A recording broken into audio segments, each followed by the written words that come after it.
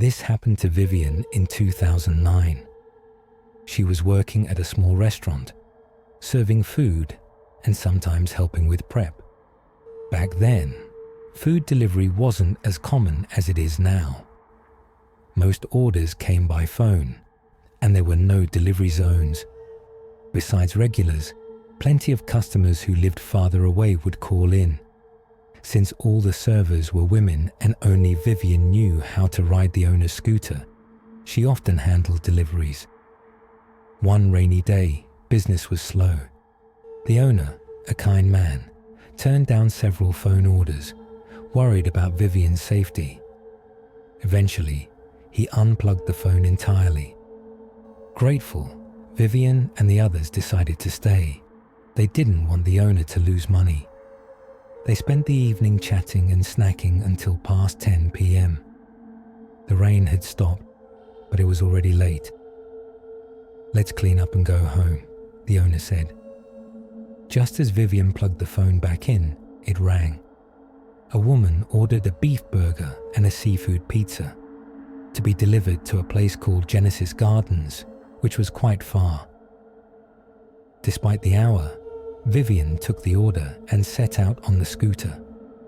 The neighborhood looked decent, but when she found the building, things felt off. The entrance was dirty, smelly, and covered in cobwebs. She took the elevator to the 4th floor and knocked. From inside, she heard slippers shuffling toward the door, then silence. Someone was peering through the peephole. A woman's voice muttered, "You two stay back. This girl is pretty. I noticed her last time. We'll see which one of you she likes." The door creaked open. A cross-eyed woman with a large mole on her left cheek stood there, smirking. "Such a pretty girl," she said slowly, swinging the door wider. "Just leave the food there. I'll get your money." The smell from inside was overwhelming. Fighting nausea, Vivian waited. After a moment, the woman returned, glancing back into the apartment. All right, don't rush." She handed over the cash and an envelope. "The weather's bad. Keep this tip for your trouble." Normally, Vivian would have refused, but her birthday was coming up, and she wanted to treat her friends, so she took it. A few days later, on her birthday, the restaurant was packed. Vivian worked until after 10 p.m. Her friends were already gathered at a barbecue spot across the street, a 6-lane road away. Instead of taking the crosswalk, she headed for the underground passage. Halfway through the tunnel, she froze.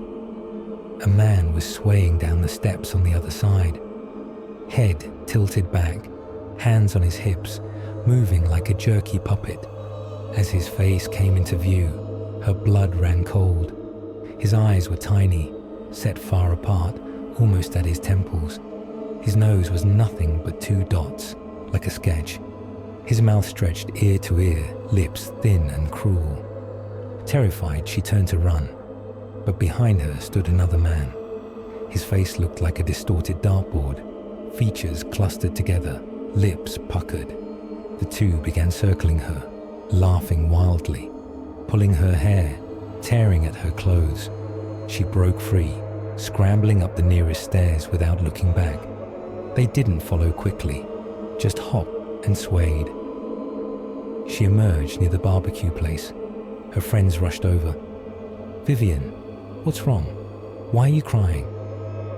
After she explained, a group of guys stormed down into the passage, but found no one.